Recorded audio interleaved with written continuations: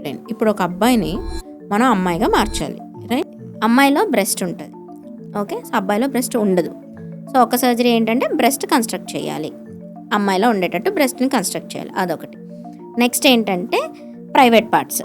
ఇప్పుడు తన అబ్బాయి మేల్ ప్రైవేట్ పార్ట్స్ ఉంటాయి. సో ఆ మేల్ ప్రైవేట్ పార్ట్స్ని తీసేసి ఫీమేల్ ఒక అమ్మాయికి ఎలా ఉంటుందో అలా క్రియేట్ చేయాలి. ఇది సెకండ్ సర్జరీ. దాన్ని gender reassignment surgery or sex reassignment surgery అంటాం. సర్జరీ చేంజ్ చేస్తున్నాం అపియరెన్స్, అది. నెక్స్ట్ ఇంకా ఏంటి, ఫేషియల్ ఫీచర్స్. కొంచెం జా లైన్ అనేది బ్రాడ్గా ఉంటుంది, ఈ జా అనేది. సో ఈ జా రిఫార్మింగ్ సర్జరీస్ చేస్తాం అమ్మాయిలా కనిపించడానికి. అబ్బాయిల్లో కొంతమందికి ముక్కు పెద్దగా బ్రాడ్గా ఉంటుంది, లేదా నాకు మోస్ట్ బాగా ఫెమినైన్ లుక్ కావాలి అని అంటే రైనోప్లాస్టీ చేస్తాం, అంటే నోస్ కరెక్షన్. అలాగే లిప్స్, ఇవన్నీ అంటే ఇంకా మోస్ట్ ఫెమినైన్ క్యారెక్టర్స్ కావాలి అంటే మొత్తం ఫేస్ నుంచి అన్నీ చేంజ్ చేస్తాం. కొంచెం అబ్బాయిలకి చీక్స్ ఉండవు, అబ్బాయిలకి బుగ్గలు ఉంటాయి. సో అలా కావాలి అని అంటే దానికి మళ్ళీ ఫ్యాట్ ట్రాన్స్ఫర్ అవి చేస్తాం, చీక్స్ అవి రావడం.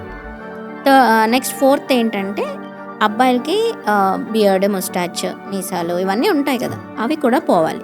అది పోవాలి అంటే ఏం చేయాలి, హార్మోన్స్. అబ్బాయి కాబట్టి ఫీమేల్ హార్మోన్స్ ఇంజెక్ట్ చేస్తాం.